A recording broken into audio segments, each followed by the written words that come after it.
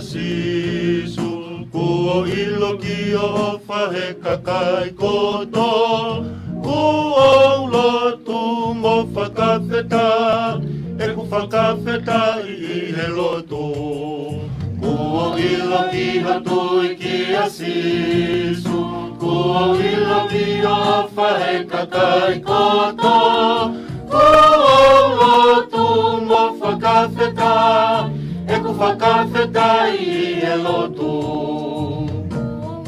Ki hatui ki a sisu Ki o whahe kakai koto Kua lotu mo whakawheta E ku whakawheta I he loto Kua ilo ki hatui ki a sisu Kua ilo ki o whahe kakai koto Kua lotu mo whakawheta E ku whakawheta I he loto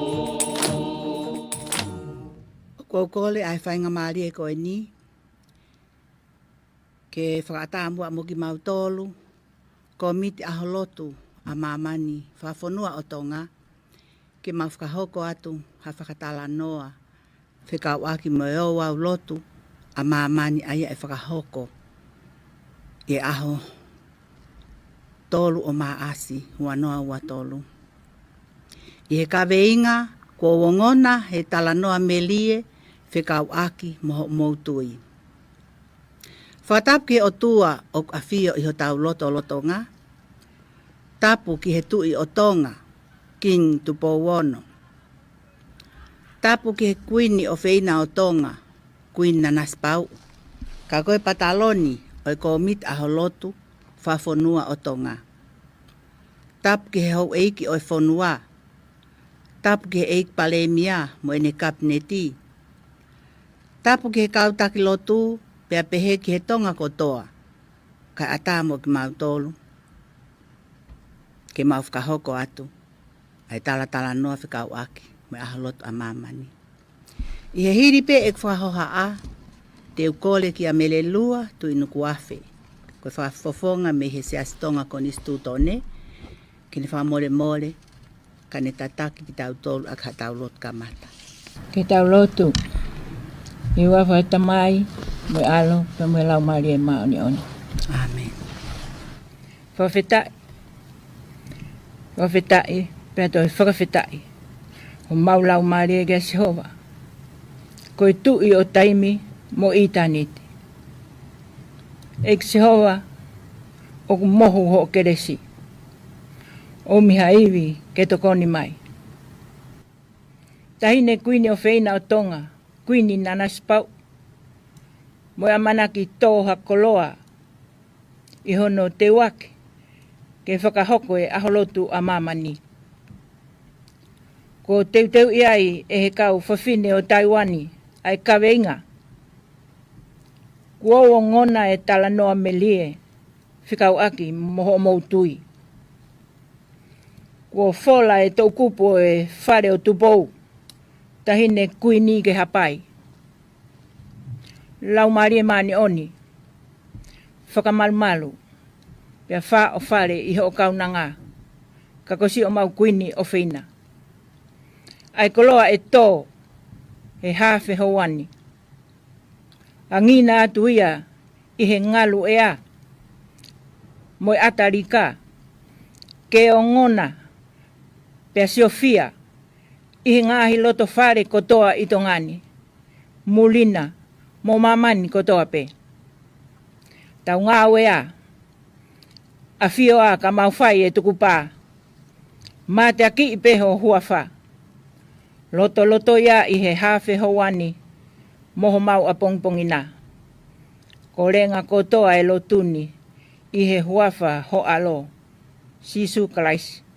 Koho mau whakamuui. Amen. Amen. Malo mele lua.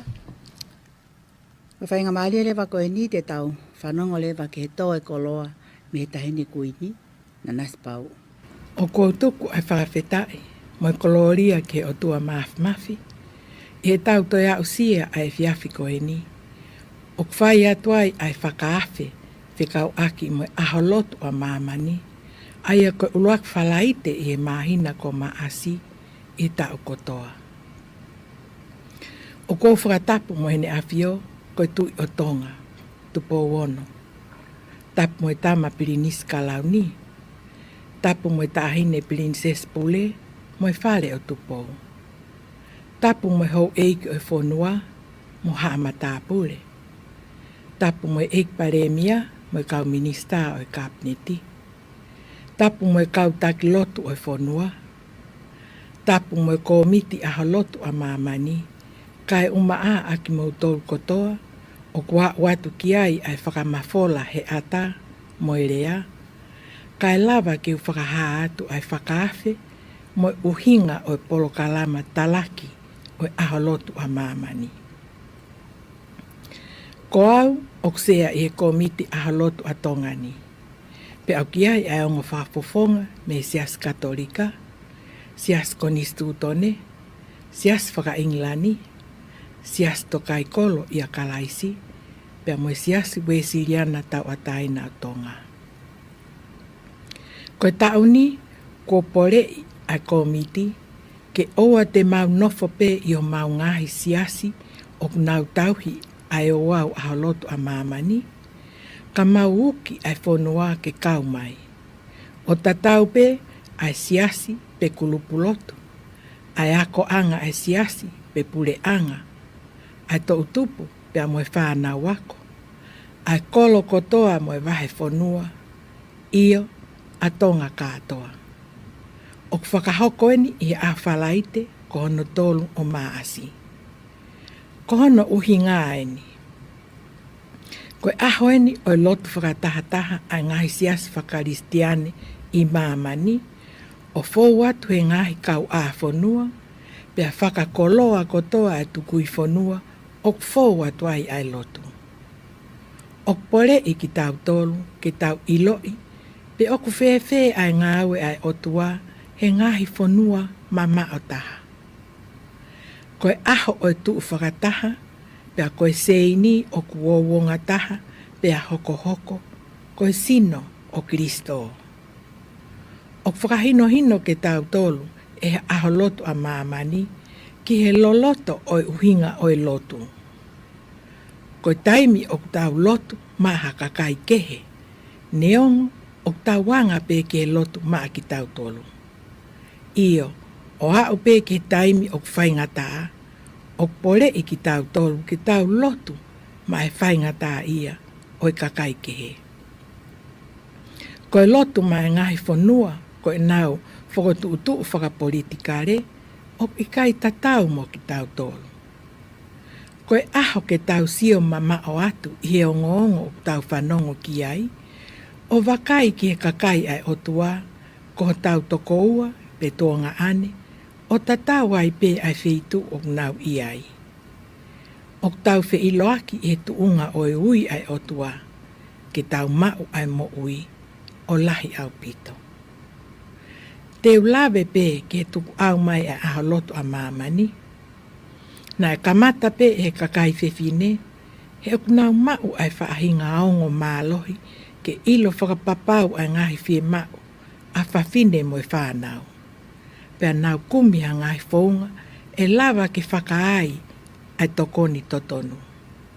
Na e kamata ia he taha walu fitu, e he lotu whakaskotilani ia a lotu. Na e hoko atu ai sias metotisi mo wike lotu, pea sias baptaiso i he taha walu hiwa taha. Koe visone, koe whakatahatahai o kakai karistiane, na e mahu inga ia ke whakahoko e nau misiona.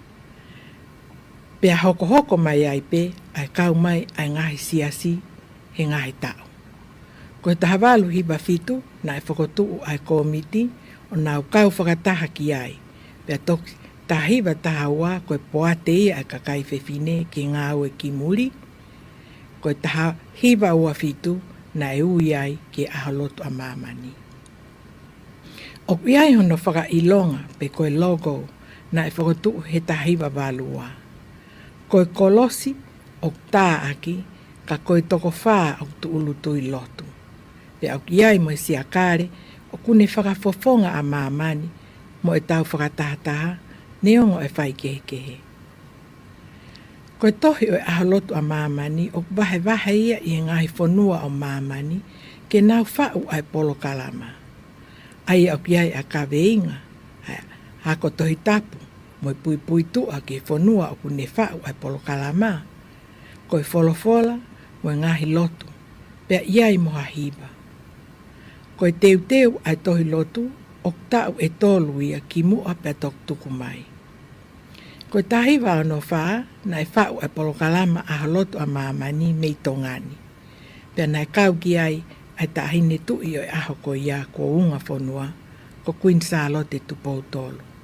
Pea ko hono ka veinga, pea ko ene pule e ikai ngata. Na tok tuku mai ai ngā weni, he tahiwa ano fitu, ka nai hala Queen Charlotte i tisema o tahiwa ano nima. Ko ta uni, ko e halotu a mamani o teu mai ia mei Taiwani. Pea ko e ka veinga, wo ngona e tala merie, whika waki mho o mautui. Ko e wholofola o to o ia mea efeso, pahe uloaki vestaha ma ke tahiwa. Na e riri ulea ai tohi lotu he tauni me sias katolika. O mau whakawhe i atu ki mautolu, ke mau kau mai ki a lotu a mamani, he koe ahoia o e kakai kotoa o ikai ko whawhine pe. O ku kau mai ai hou e tangata, to utupu, mo e whanau, ai kolo, mo e whonua katoa. Koe aho o e amanaki, koe tau whalala, koe tau lotu, e ngā au e ke ririu a mamani. Kau mai ki e hulu, mo e teu ke lau i loi, mo lotu o ngoi. He kuhange pe urea mai a Taiwan ki tonga. Kua wongona e tala noa merie, whika waki mo mautui. He kohai nane i loi te tau hao mai, hiri ai mo ungafi, mo tsunami. Ko o tua pe o tau lotu mo tau hiki ai. Ko te whitohi whehui, ke tau ki i whakalongo o whakakau ki ai he aho lotu a mamani, o pehe mai. Ko haa ai mea o whie mau he otua, mea tek tau tolu i he aho ni. O ko o whātu, mo e whakaafe lotu ki tonga. Mahalo. E tuku angalewa whainga maarie, ki a katea lutui, ko se ke taria o e komit aho lotu whawhonua o tonga, ke ne whakatau ke e o wau o e aho lotu. Kore ke u whanga pe i he tala whakatapu. Ni ka mata ake polo kalamani, kai whaka tau ke i ato e o wau lotu, o e aho lotu a mamani, ua awhe ua tolu. Hange koia ko whakahoko atu, ko e kawe inga, ko wongona e tala noa merie, whikau aki, moho o mautui. E whakahoko,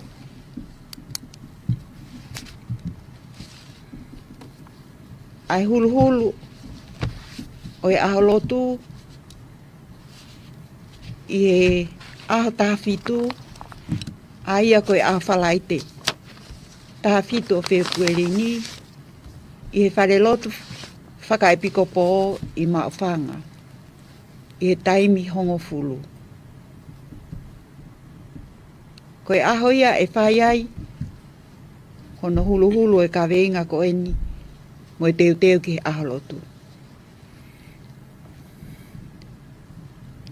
Aho tahawhitu, taimi hongo fulu, i whare lotu whakaepiko po i maofanga. Ko e tohi lotu, e lava mau atu ia me he ofisi o e potungau e a whawhine i e siasi o e Siriana i e hala waha a kolo i nuku alofa. Ko me ai sea o whakawhe i atu ai tonga kotoa ke tau lotu. Pea ak mau fia ke tau lotu mo whakawhetai.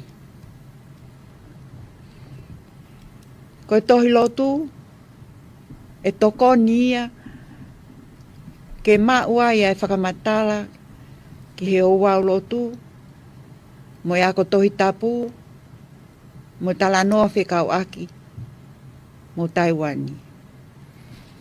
O ki ai pēa e tohi lotu mawahe ke polo kalama ai tau tupu pia mo whanau.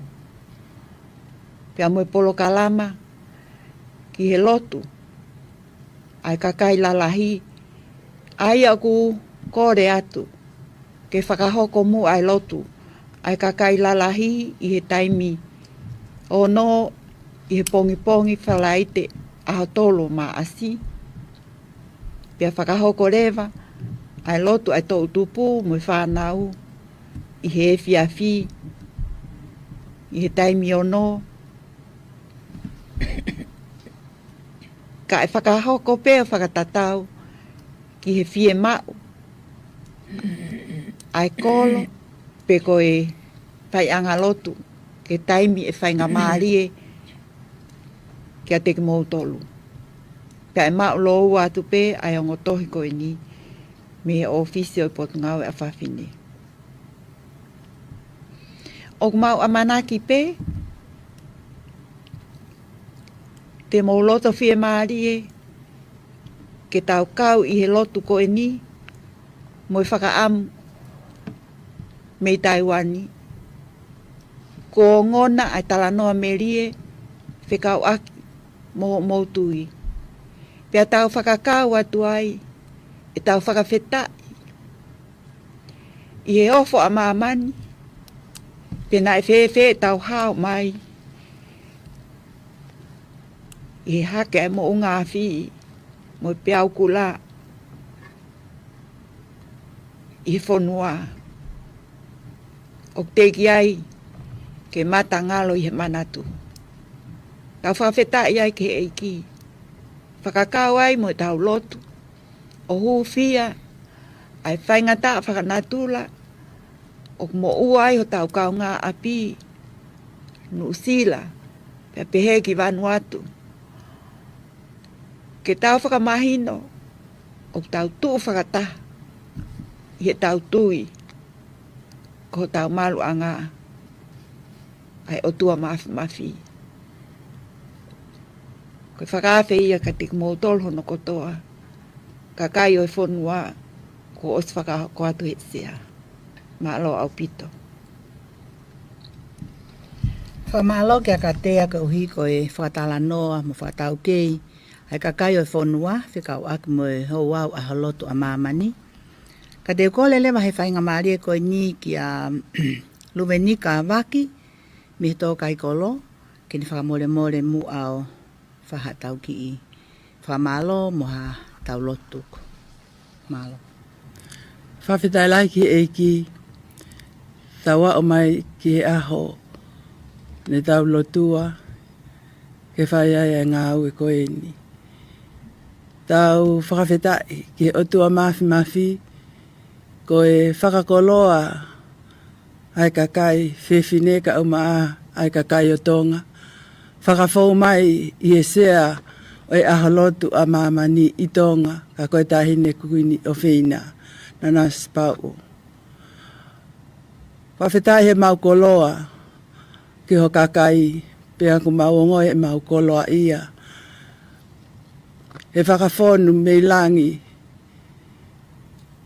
whakawhau mai i he wheitu una, ai tāpu aki ki ho kakai. Ko si pinga ia ki mamani, ai mea koe lotu. Ko whakamo oni na tā wā usia he tau kua mariu atu. Ai tau hao, pia mehe fuu whakatamaki, lahi whau anai hoko, iloi mamani katoa. Ko tau wau mai ki he aho ko eni, pa tau kau he aho loto e aho ko eni. O tau whawhetai, pia tau loto lahi ke lotu, whakamo oni ki mamani. O ku ikai pia to tokoni e ofi, o ku ikai pia to e hao anga, ka koe o tua mafi pe. Ko ia o ku mau hounga ia mo oni, ki he otua tahine kuini. Ai koloa ku ke whakakoloa aki ho kakai. Ho toi whakaloto lahi ki mau tolu, ke mau puno wo lotu, pia whai ke mo oni. Koi ai whakawheta ai mo whakamalo ki he wheitu una, pia boho kakai, he koloa ko mau mau, me he tau whanua ko eni, kaunga api, kako Taiwan. Moi kole lotu he whainga ta ko nau to whangai. I kai ke ngalo anu usila, kai pe hea Vanuatu. Koi mea pe, au tau lava ke tokoni ai, koi lotu pe taha. Koi a e mau whakamalo, moi whakawheta ki he otua mafi, ene take whanonga i tonga, hoko koi si pinga ki mamani katoa, koi a pe ai mo ui anga, moi hao anga. Malo, ke tau lotu. E otua mafi, o ku mau whakawheta e lahi ki a Fiona. I e whiohi o ku mau whai he pongpongini, mau whakamalo atu ho o tataki ho whonua. Whakamalo atu ho whakalau maari e lelei, ai tahine, kuini o whina tonga ka koe sea ia, o e lotu ai a mamani katoa i tonga. Mau whawheta i atu koe komiti. Whawheta i atu koe si ikau whakafofonga me ngā sias whakaristiane ko toa pe i tonga. Mau whakawheta i atu koe lau bali e tuu whakataha. Ku ke ui ki mau tolu ki ai hange ko ia koe houa ko eni. Mau kau whakataha he lotu moi whakawheta i. Moi tali whatongia he whanonga o mau whai mei taimi ki i tāniti. Mau whakamalo eiki, koe ui o kwhai, pia me he whanua koni ko Taiwan, mo e kore lotu. O tua, o ku mau whakamalo atu. Mau ilo koe ke mau lava hamea, mau hao pia toi tuku atu, ki e taloni ho o kelesi. Ko eni si o mau kau ngā whanonga, o ku nau whainga tā ia, pe he ho mau whanua kau ngā api ko eni ko Nusila, pe he ki Vanuatu. E o tua mafi, mau lotu, tuku kakato ki he a Fiona. E mau ilo, o ku i kai hatoe tokoni i ofi, kako koe pe. O ku i kai hatoe tauhi elelei, hange ko sāme ua tolu. Mau whakamalo pe, mau whakamo oni ai tonga kotoa pe. Ai whai whakamo ui ai a Fiona. Ne ongo koe mo ungafi. Kana e hoko ia koe matapake, ofe ina ia tonga, me he tapa kotoa pe oi kolo pe. Mau whawheta ki a Fiona he polokalama ku ke whakotuu, mau lave monua ia tonga, ke mau tuu o whakamo oni, ke whai whakamo ui ai a Fiona. Pea talaki ai ho ko speli whai whakamo ui, ke mamani ko eni. Whakamalo atu i he whainga maari e lotu oi hoa ko eni, mau kau whakatahai, fe whakaloto lahi aki, fe popo aki, pea boi whakaloto a tonga ke mau tuu hake o lotu, whetoko di aki moi kau ngā whanonga he ngāhi pure anga kehe, he ngāhi whainga taa ko nau to whangai, ko e mea peke mau whai ke ave ki he a Fiona. Malo si su ho tari lotu, malo ho kau mai, whakawhetai, ko e tahine kuini, moi whakafowai, ho koloa mau lave monuai. O pehe mau lotu tāpua ki ai whareni, moi ngāwe o ku nau whai ke whakamawholai ai lotu ai a Fiona. Whawhetai atu he mea kotoa pe whawhetai ko e kau ngāwe, mo kau ngā polokalama e hoa ko eni. O pehe mau lotu mo fia lahi mo whakawhetai ki he a Fiona. Mau whai kotoa pe he huafa si sukalaisi, ko alo ka ko mau whakamo ui. Pea ko e kelesi ho tau eiki ko si sukalaisi mo ofa lahi ai o tua ko tau tamai. Pea tu mau ho lau maare mo mau tolu, pea ona hiri, kai whai pe ke tai ngata. Amen.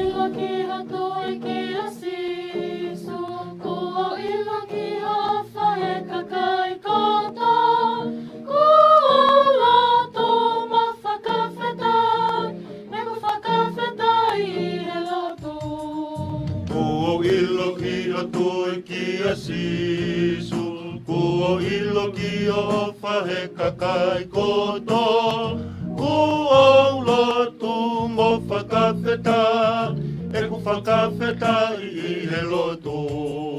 Ko ilo ki o tui ki a sisu, ko ilo ki o whahe kakai koto, ko au lotu mo whakawheta, e ku whakawhetai e lotu. Ki a tui Sisu Ki o whaeka kai koto Lotu mo whakawheta E ko whakawheta I he lotu Ua ilo ki a koe ki a Sisu Ua ilo ki o whaeka kai koto